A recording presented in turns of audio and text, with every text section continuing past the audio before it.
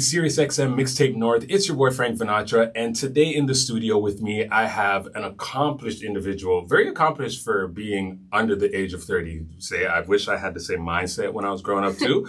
But we have TED Talk speaker, PhD student, and a professional marketer. In the studio with me, I have Dr. Amara Pope. Is it Amara or Amara? Amara. Okay, Dr. Amara Pope. Welcome. How are you doing today? I'm great. Thank you for having me. Oh, no, thank you for being here. I remember when I got the email and the press release for the article that you did, what was stated as Canadians Redefining R&B. Mm-hmm. The title in itself really hit me first because I was like, I've never really thought about that. Mm-hmm. I never really thought about Canadians redefining R&B. So before we dive into that, we want to dive a little bit more into who you are. So who is Dr. Amara Pope? Well, I recently graduated with my PhD in media studies. I have long been interested in different forms of communication. So I went down the academic route and I got an undergraduate degree in fine arts and English. It was a double degree, as well as a digital media specialization. That led me to do a master's. But when I got to the master's, I realized I wanted to study communications in a more accessible medium. And that led me to explore music videos. And I looked at how Drake represented identity in different music videos. And that's what kind of led me to do the TEDx talk, more press, to talk about academic theory, but in popular culture. So I look at identity politics, I look at race and how it's embedded in different music genre categories. And then I look at that history of Canadian R&B and the rise of Canadian R&B when I did my PhD. So I've always found an interest in bringing academia into popular culture and looking at how we can take those theories and actually apply them in everyday life, specifically in music, because I find music is such a beautiful medium for breaking down barriers when it comes to segregation, when it comes to national differences. And I think that music is just a beautiful vehicle to do that. So your article, like I stated, talks about, Canadians redefining R&B, mm-hmm. and then Canadianism. You will use that a lot in the article. Yeah. How do you, I guess you can say, where did it come? For me, after reading your article, I can state that I related to it a lot because I grew up in Toronto, was born and raised in Toronto, but eventually moved to Scarborough, moved to Newmarket, then eventually moved to a predominantly white area, which was Grimsby. And you have a very similar fashion story. So just elaborate on that a little bit. Yeah. So in my background, I was born actually in Scarborough, Ontario. And then in about grade 2, my parents moved us to a small place called Amara, Ontario. Amara from Elmira, kind of has a jingle. Okay, I got it. I feel it. But it was predominantly white. It was a very, very small town. So back when we moved there, we were the brown family in the corner house. I was the only brown girl in school, the only brown girl in town. And I had classmates ask me, did you tan a lot or were you born like that? Oh, I know those ones. Yeah, yeah, but that back then, I'm a 90s kid. So back then we didn't have TikTok, we didn't have social media in the same way we do now. So the lack of exposure that a lot of my classmates had to diversity was limited because mainstream media wasn't playing people who looked like me, who spoke like me, who listened to music that I did. So I didn't take it as an interrogation. It was more just curiosity. They weren't aware. Did you ever get the, in the summer, I'm about to tan, and then they'll come up to you and be like, oh my gosh, look, I'm almost to 30. Yeah, all the time. Yeah, I got that a lot. It's not quite the same. It's not the same, guys. It's not. This is natural melanin. Yeah. It's just not the same. Okay, well, let's get into your article then. So your article really focuses on 3 international superstars who are Canadian. And if you're not familiar, we got Drake, probably the biggest artist in the world. We got Justin Bieber, probably another bigger artist in the world. And then Jessie Reyez, who is well on her way to being a major artist in the world in her own right. You talk about how their success really defined Canadianism and changed the way people looked at not necessarily R&B globally, but just Canadian R&B. What really motivated you to dive deep into these 3 individuals? Well, these 3 case studies were very important and integral to my understanding of myself. So having grown up in a really small town, like I said, predominantly white, I grew up drinking Tim Hortons coffee, watching hockey. It was the classic representation of Canada that Justin Bieber represents. But then we had Drake representing my upbringing in Scarborough, being surrounded by a multicultural, diverse space with many Caribbean immigrants. My parents are from Trinidad. So he represented that multicultural Canada for me, whereas Bieber represented the Great White North.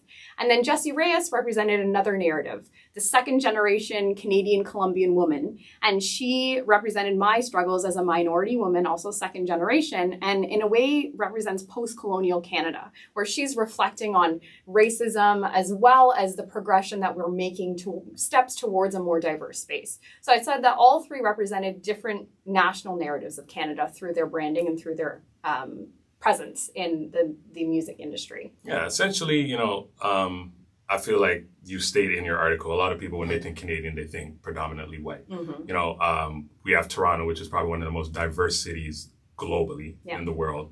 And it's just a melting pot of different cultures and ethnicities and races and everything, right? So you can't necessarily say Canada and say predominantly white, even though majority of areas, right? Even though your article talks about them redefining Canadian R&B, I want to go into the more bread and butter, because I feel like you had to go down a rabbit hole of systematic racism and history in Black Canadian music and Black media. So I want to touch, there's a part in your article where you talk about, I didn't learn anything about Black history in school. And you talk about minstrelsy, right?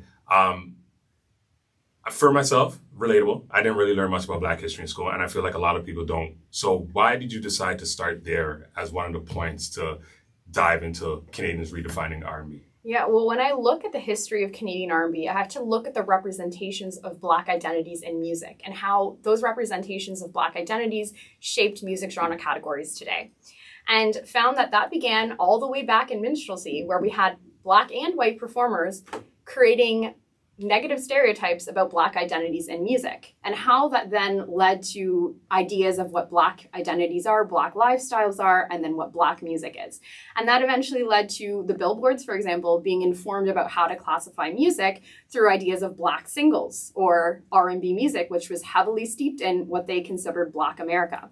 So I had to do that historical analysis and then also look at why we weren't seeing diversity represented in the mainstream music in Canada, and found that, the 1960s and 70s Toronto was bustling with so many R&B bands. We had Crack of Dawn, for example, who had been outselling bands like Earth, Wind and Fire in ticket sales and album sales, and yet they weren't getting recognition in Canada. So we had this deep need and passion for R&B music, but it wasn't reflected in mainstream media. So I had to go all the way back to representations of identity and Black identities to realize that it was because Canadian media and music was deeply racist. And that's why any kind of person participating in what was quote unquote Black music was left out of television and mainstream airways and on the radio. So looking back at that history of representations of Blackness really informed my study in exploring what Canadian R&B is and how it was portrayed. So you talk about, there's a lot of racism in Canadian media and Black pertaining to Canadian Black music. And you also state that in your article, R&B was known as a Black American experience. Yes. Which kind of turns to my next question of, I hear a lot of artists, predominantly in the R&B and the hip hop space, say, in order for me to make it, I have to go to America. And you can make the comparison of, they just identify more with, like we're saying, R&B is considered a Black American experience. Do you still feel like that is the issue now, that people still feel like they have to go to America to be successful within those spaces? And if so, why? Well, when I look at the rise of Justin Bieber and Drake, for example, I look at how they had to move to the US to gain recognition before breaking into the Canadian music industry. And Jessie Reyez similarly worked with many US music labels and execs to break in as well, although her upbringing and her breaking into the music industry was more through Canadian homegrown roots. So she was, I consider, a new generation of Canadian R&B, but everyone before her in the different generations had to move to the US to gain recognition before getting celebrated in Canada. And I think that's really important because the US has such a big music infrastructure, way larger than Canada. They're much older than Canada, and they're so deeply networked that I think it's arguable that you still have to have some kind of association with the US to really break into Canada, and we're seeing that today. But also our music industry is so indebted to the US that it's hard to separate the two. I think you can have a local audience, of course, but to break into mainstream media, you almost still require that recognition in the US before you get it here. So I think one of the best questions I would like to is why do we feel that we still need to break into the U.S.? And I think part of it has to do with our infrastructure and systematic racism still being a play because we don't have many outlets that support Black music. We don't have many press that support Black music and those type of things. So seeing that that is something that you found that was happening in the 1960s, 70s, 80s, and now here we are in 2024, and people are still feeling that the need to get away from Canada.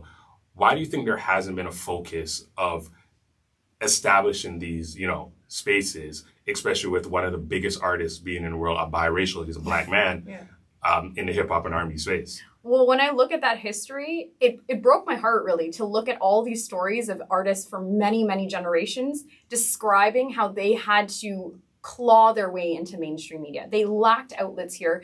And a lot of the time it was because it was a predominantly white gatekept music industry and music industry infrastructure. And when it comes to music and media, we saw that. And the craziest part of the dissertation was when I went to look for the academic research on Canadian R&B music and Canadian music history, it was overruled by predominantly white rock and folk artists. There was very little written about Canadian hip hop and R&B artists, and yet that's the music that we export now. Like, to me, that is insane. And that lack of media coverage and that lack of academic coverage has gone on for so long that we're just starting to fill the gaps now. And in part, it was because mainstream media, was limited back then. We didn't have social media. We didn't have TikTok. We didn't have all these platforms to publicize these artists. So they were restricted to mainstream airwaves, and again, they were lacking that recognition. So I think that it's an ongoing struggle we continue to try to face today. And I think that now that we are seeing some shifts move forward, we're going to we are going to get there, but it's going to take a long time before we do. And recognizing those gaps is going to help us. Yeah, because you mentioned artists like Deborah Cox, Julie Black, who had major, I guess you could say, North American success. Well, Deborah Cox definitely made it to a global level, but still they had to talk about the hardships that they faced just trying to be known here in Canada. And I feel like it still happens. Like for myself, I do music programming, right? So I will get artists who are basically Black artists, R&B artists, but in some situations, they might make a song that is more pop leaning, right?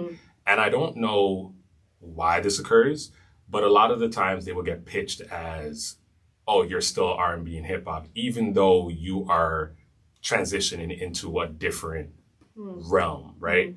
And it kind of goes back, I know we're talking about Canadian artists, but we can look at artists like Tyler, the Creator, who has come out and been vocal about intentionally making a pop album, but still being confined to like the boxes of, no, you're a hip hop artist, you're an R&B artist. So why do you think that happens with Black artists? Like, why can we not venture out into different genres and still be, successful in those realms without being labeled as a certain genre? Well, from the theoretical side in the academic world, I referenced somebody named Richard Dyer, and he discusses how music genre categories are often grouped through identity categories. And that has created this sense that when you look at an artist, you immediately in your mind have some preconceived notion of what genre that they perform. And that comes back to segregation that was used to organize music genre categories in the past. So that's why we have Lil Nas, for example, trying to create, country music and being pushed out to quote unquote Black music because of his skin color. Or we have Tyler, the Creator, trying to create genre bending or genre blurring music and being pushed back into the Black music genre category. So a lot of the time, I think it's these preconceived notions that are so deeply embedded into our infrastructure that people then have these biases of predicting what artists can perform or what categories they should be in based on their skin color. You also mentioned Ron Nelson, who is a major figure within Canadian media, Black Canadian media, just the space in general. And you have a quote here that says, by arguing that Canadian hip-hop is Black history, Nelson claimed that Canadian hip-hop artists played a central role in Canadian history and significantly contributed to Canadian culture. Although Nelson also argued that Canadian hip-hop was Canadian Black history, he was not suggesting that hip-hop was a cultural practice created exclusively by Black Canadians. So here you have someone who's a major public figure in the space stating that, yes, it might be considered Black music, but it is open to everyone.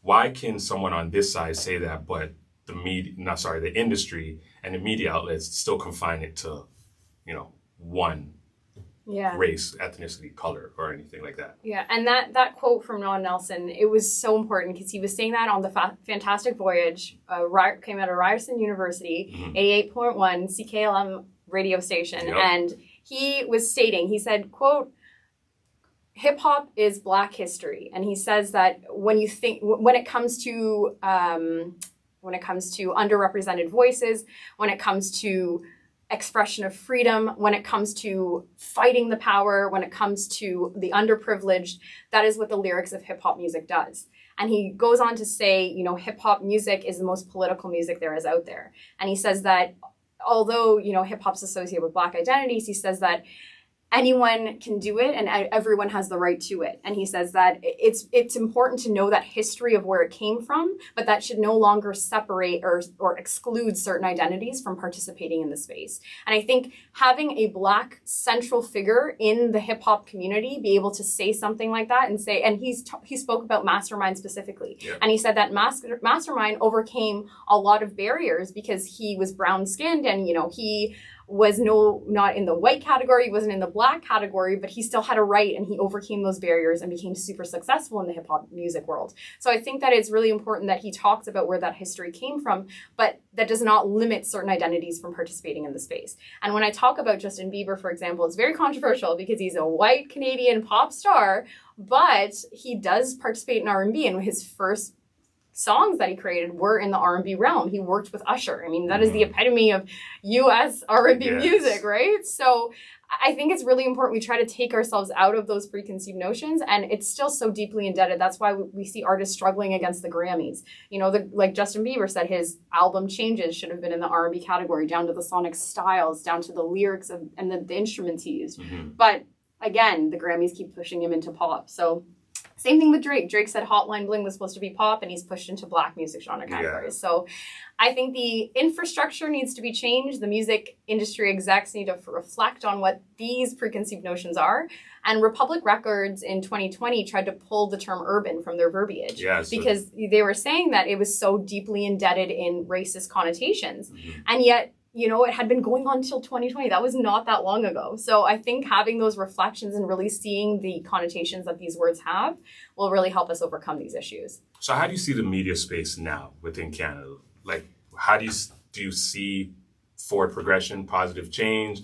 Is it a little too slow? Do you still think there's a lot of systematic racism built into the infrastructure? Like, how do you see it? Well, this radio station is actually something I cite in my dissertation as a step forward. We're seeing these spaces open up for exclusively R&B and hip hop music in Canada. And that is, again, one of the few that this radio station is, but we are seeing steps forward. So I think that it is a story of hope. Just like when I was looking at these artists from many years ago, having to face so many struggles, but there is an idea of hope that they broke through, that they broke barriers. So I think that we're getting there slowly, more slowly than I would like, but we are getting there. And I think that if we break in through also the academic realm, we'll be able to also critically reflect on, again, I said the infrastructures and the connotations of these genre categories. So it has to come from the media side, but I also argue as well as the academic side. All right.